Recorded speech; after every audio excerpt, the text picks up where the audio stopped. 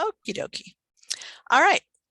Welcome everybody who's here now, and I'm sure a few more people will show up, to our Libraries Are a Worthy Cause session about advocacy. So let's just get started. I guess I should introduce myself. I'm Pam Henley from the Montana State Library, and this is something new for me. For a long time, the way our positions were funded, advocacy was not something we could do. So when I would hear that word, I would not pay attention. But it turns out some of our position, the way it's funded, we can do a little advocacy. And this is more, I like to think of it more as training. So it's not actually advocacy, but this has helped me learn a little bit more about it too. So I hope it works for you guys too. So this is going to be, I will do that. This is going to be the basic Advocacy 101. So is the transcription on there, Colette, now? Yes, ma'am. Okay, great. So we'll go to, this is very basic advocacy, just kind of an introduction. So we're going to run through the, what is it? Why do we do it? When should we be doing this? And how can we best do it to support the library? And if you have other questions along the way, feel free to put them in the chat. Colette is helping me out monitoring the chat because we want to know what else you want to know. So just for fun, I have a poll of these questions because I'd like to know what you want to learn today. So let's launch this poll. There are some more people coming in now, maybe just in time for the poll. So what do you hope to learn today? And there are the questions. Do you see the questions of the poll? You can help me out, Colette, and let me know if things are showing as they should. Yes, they must be. I'm getting responses, so they must. I will wait a few more minutes as some more people come in and can take part in the poll.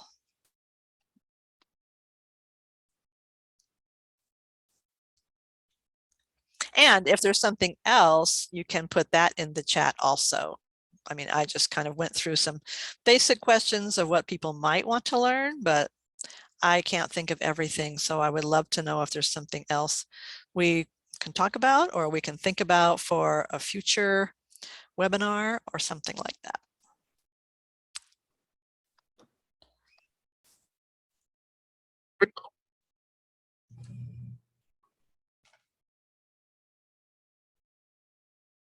Since there's still people coming in, I'll give it another little bit of time here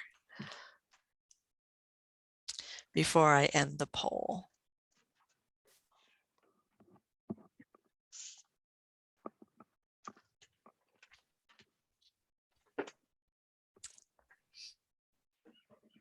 So people who are just coming in, we're just doing a quick little poll of what you might want to learn today.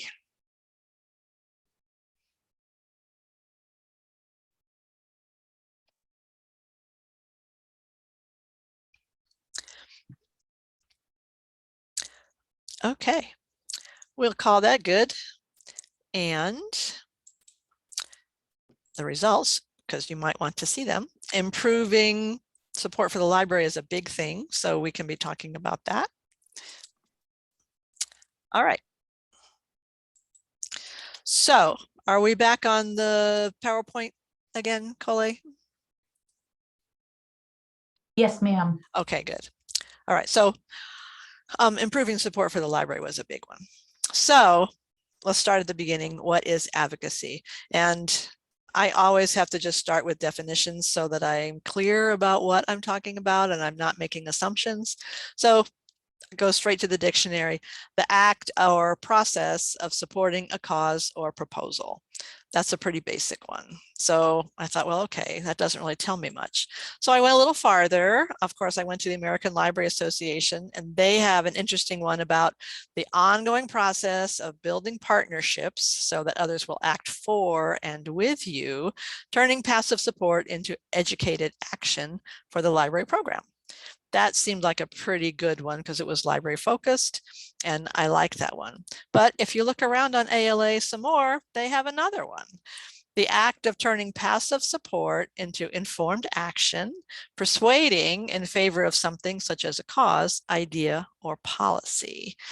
And I thought that was a pretty good one too. So you can take your pick from American Library Association, which you like better, or pull out what you like out of that. The key points that I took out of this was building partnerships. And I think that's a big one that we need to work on, is building partnerships. The turning passive support into educated and informed action, I thought was an important one. Everybody says they love the library, but we want them to do something with that. And then the persuasion and influence, I was a little hesitant about that one, only because maybe my husband watches too many, gangster movies or mafia movies, and I'm thinking, oh, persuasion and influence, to me, as kind of a negative thing. But we're talking about the kinder, gentler persuasion here, not the gangster kind of persuasion and influence. So those were the key points I took out of those definitions, especially the partnerships and educated and informed action. So the question then is, why do we do it? And I think if you ask everybody, these are pretty common responses. You want to maintain support for the library. You want to convey how the work of the library is central to the community. I think it's part of the library's value in the community, and you want the library to be able to continue on and have a sustainable future for the library and the community. And if you have other reasons about why we would do it, I would love to hear them. You can put them in the chat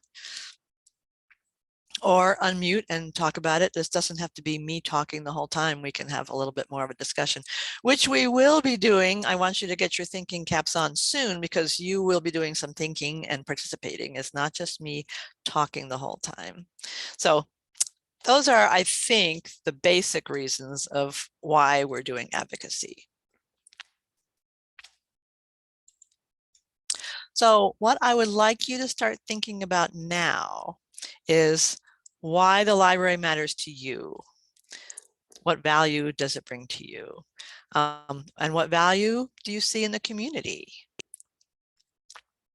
And then consider, how do your values and the values of the library profession and your community, how do those all come together? And how can we work on getting the library in there so that we can promote the library to other people? So start thinking about that, because this is where you're going to do a little participation.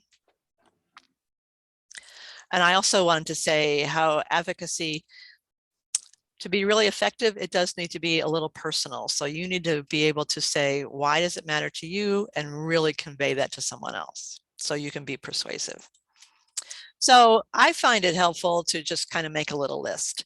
And these are just mine. You don't have to follow these. You might have your own, but I put down some personal values. If you've ever done one of those value card kind of game things where you go through and you pull out the values that are important, and then you pull out some from the original group and you narrow it down to about 5 values. That's a really good exercise, and you can find those everywhere. So I just pulled out a few of my personal values that I would be looking for: fairness, honesty, and independence. And then I just also wrote down some of the library profession values that we are familiar with. The library is usually non-judgmental and really wants to provide access for all, and the freedom to read is one of the big values that we have. And then you want to look at your community, and you can usually find that a lot of communities have, a plan somewhere on their website. They have their strategic plan, they talk about their values, and you want to pull those all together. So that gives you a little bit of a roadmap that you can start, because otherwise you're thinking, where do I begin? So back to what to think about. What I would like to do is have us go into some breakout rooms. And let's see, if we have about 16 or 17 of us, let's get to breakout rooms. And I think I'll put about 3 people in a breakout room.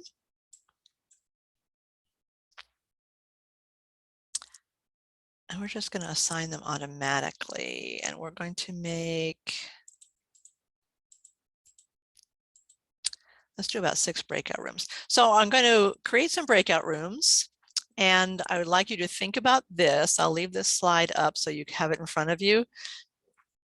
Think about why the library matters to you and what value does it bring to your community and how does the library fit in there. And then I'd like you to all come back with about 3 points that you could share with the group when you come back. So it can even be just 1 point about why the library matters to you and 1 point about where it fits in the community and how it fits with community goals. So I'll give you, I'm thinking we can probably do this in about 5 minutes or so. And then we'll come back and share. I'm going to open the rooms. Are there any questions before we get started on that?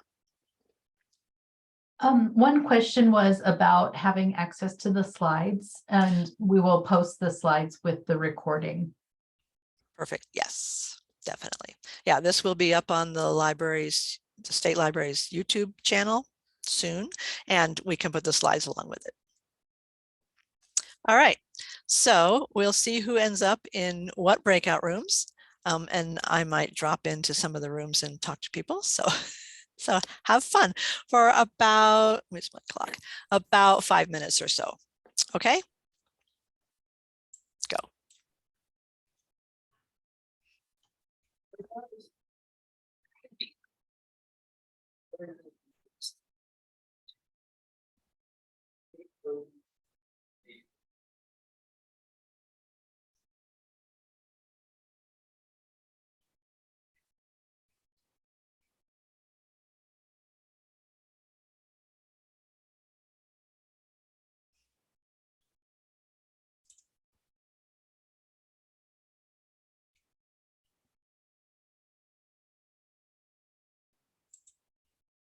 And I have this already in my head to talk about.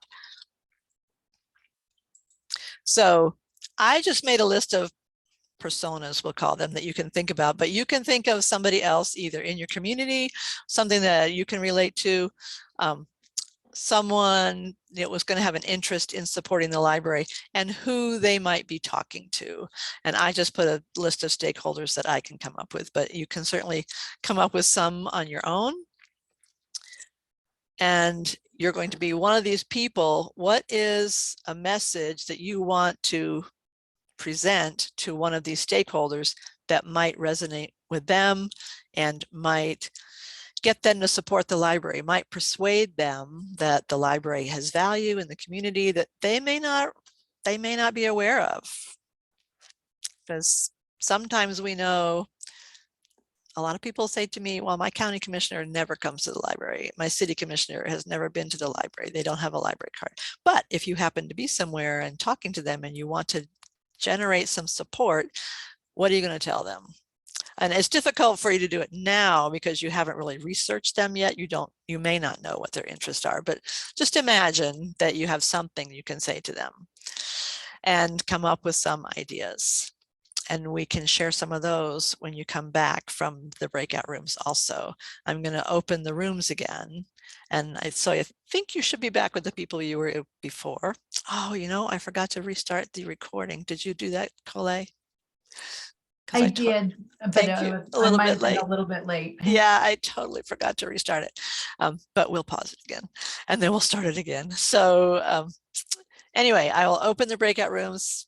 Think of who you might be and who you might be trying to talk to, and just come up with a short little, doesn't have to be a big long speech, just a little fact about the library that you want to present to this person and why it might matter. Okay, feel free to join.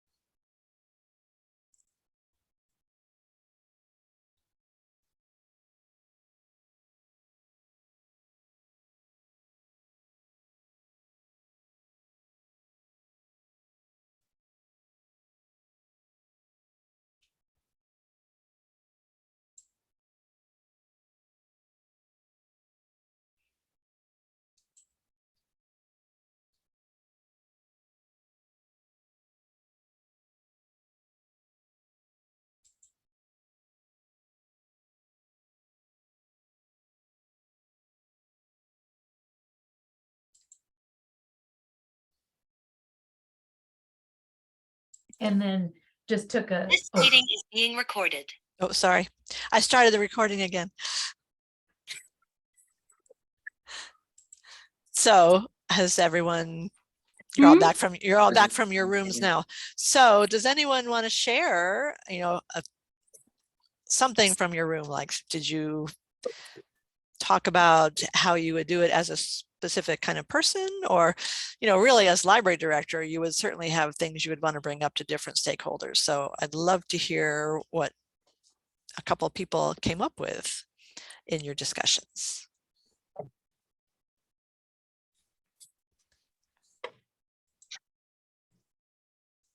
We didn't completely understand the assignment, so we might not have done it exactly as you wanted, but we had a nice discussion if you want to hear it. Well, that was part of it, was just get people thinking about this, because this is difficult and it takes time to think about it. So did you come up with something you would tell somebody about supporting the library? Well, persuade them? One of our participants, and I won't, she could talk about it if she wants, but she said that they have a day where they get feedback. I forgot what she called it. Do you want to chime in? And then she says she has lots of feedback that she can share with lots of stakeholders. Yeah, we still do the library snapshot day in Wyoming every year. And so I've got a huge list that our libraries around the state collected of comments as to why the library is important to different people. But we talked about, you really kind of have to go out and get those stories and those comments. It doesn't just happen organically. You have to go seek it out and go seek out those supporters, so you have the young parent who makes the case to the county commissioner for you. Exactly. Sometimes you just get to hear about it anecdotally, but really, I love that, of gathering all those kind of things. We ask for stories from people and you don't always get them, but that's really what you want to have access to be able to use. So pulling them from all over the place in kind of a routine way, that's a really good idea. As an ongoing thing, which is what we're going to come up to next. Does anyone else want to share what they talked about? Thank you, Susan. That was really, I think that was really good idea. So Amy wrote that we were considering presenting the library as a place for lonely seniors to have social outlet, either to the seniors themselves or representatives that would be interested in their welfare. Yeah, I mean, if I was talking to someone, I would say, my mom lives in an assisted living facility, and having the bookmobile deliver books to her is a really important thing. So I would want to find ways to continue that. So that's a really good, that was a good comment too. Anyone else? Yeah, Good. Can you guys hear me? Yes. So I'm fairly new. This is only my second week, but my perspective is from like the marketing perspective. I'm not a director. I'm just here as marketing support. And I'm trying to develop like a program to go around to the individual businesses locally, because we're a county library. To start in our town first, to kind of educate the businesses as to what we do, because so that they could think, kind of have top of mind awareness that, hey, the library can do that for you. If somebody's coming into their business needing something, or maybe get their employees involved, just programs like that, if that makes sense. So to get community support from a business perspective. So. Yeah, that's an excellent thing to think about, because a lot of people, when they're looking at a new place to move to, they do a little research and they want to see, is there a library? And businesses that might be thinking of relocating or something, they'd want to see, is there a library? So getting the business perspective is a really good idea too. Those are all good. Anyone else?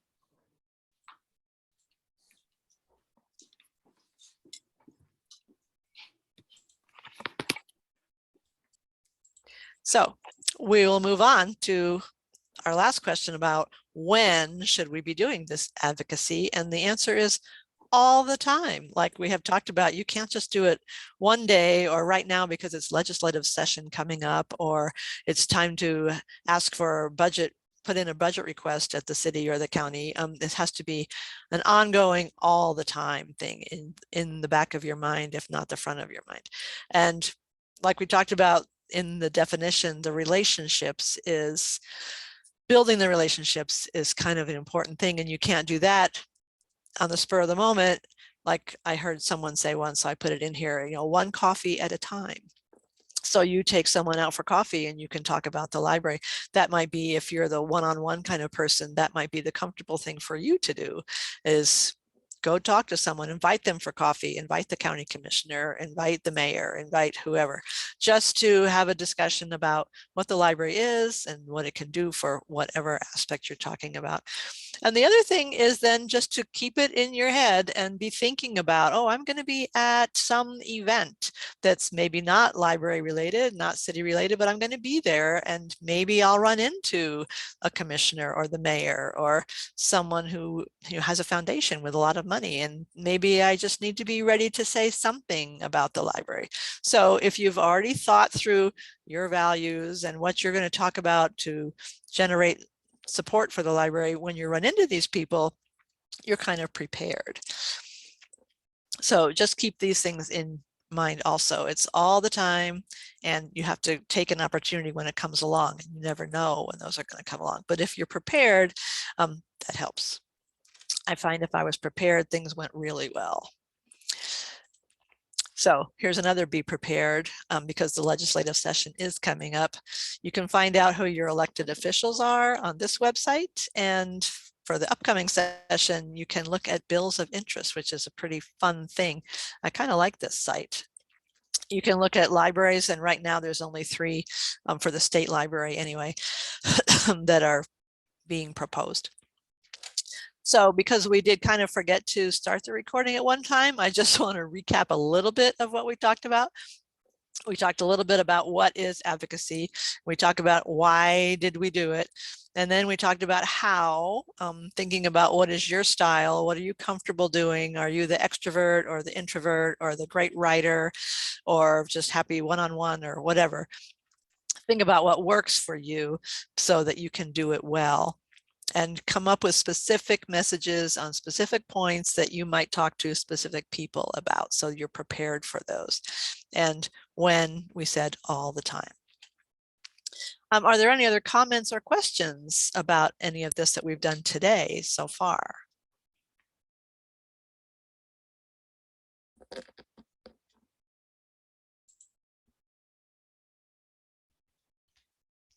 Susan in the chat, which is really good. Susan, I'll just read this out. One of our libraries got grant money from our state business council for a building renovation by making the case the library would enhance business development. And that's an excellent thing to know about and be prepared. It's always being prepared. And keep in mind, and this was another thing I didn't put in here, but a lot of times we need to see the library as a service that enhances the community, makes the community a better place to live, and makes more people want to live there. So keep that in mind also. There's more questions and comments, but also Suzanne will be doing one December 13th. Kind of like the next step in advocacy. She's going to work on something totally different. Sorry. Let me put this link. This is a survey.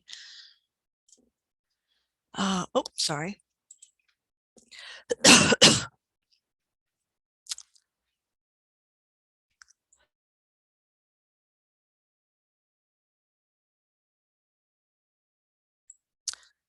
Colette, maybe you have that survey you can put in the chat for me.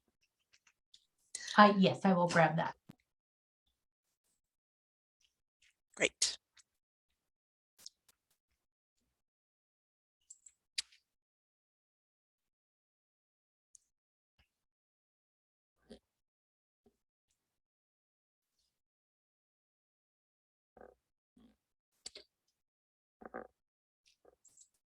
Are there any other comments or questions? before we finish up, I can get the survey too. That we'd like you to fill out the survey if you can. Let me put, oops, I can't get it. Sorry, I got it. Oh, good. Thank you. Figured you'd get it faster than me.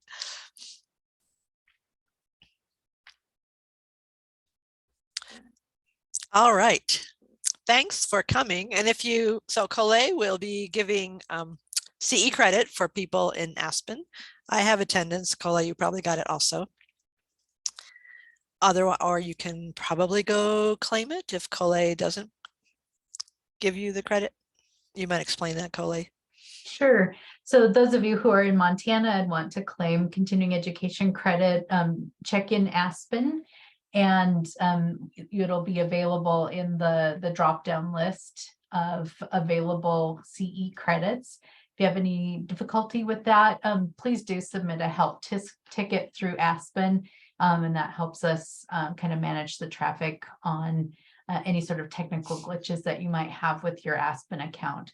But other than that, we'll follow up and have the recording posted as well as the slides. Those will be associated with the event that you see on the Aspen event calendar. And it might take me a day or two to get the recording posted just because we have to stitch together a couple of pieces. But I will put the link to the State Library YouTube channel. We're moving exclusively to posting new content in that channel. And so once the recording is posted, you can go to the link that I just put in the chat to find recordings from YouTube. And I would put in a plug that Friday we have a website chat with the state librarian. There'll be a number of updates. That's another opportunity to earn continuing education credits in library administration. It'll be about an hour. That event is on the calendar right now for links and that sort of thing. You can just visit Aspen. Thanks, Colette. That is really helpful. And I'm looking forward to the website chat on Friday. So let me know if you have any questions, comments. We'll share the slides. And thanks for coming. And remember Suzanne's session in December, which is also on the event calendar. So you can be ready for that one too. Bye.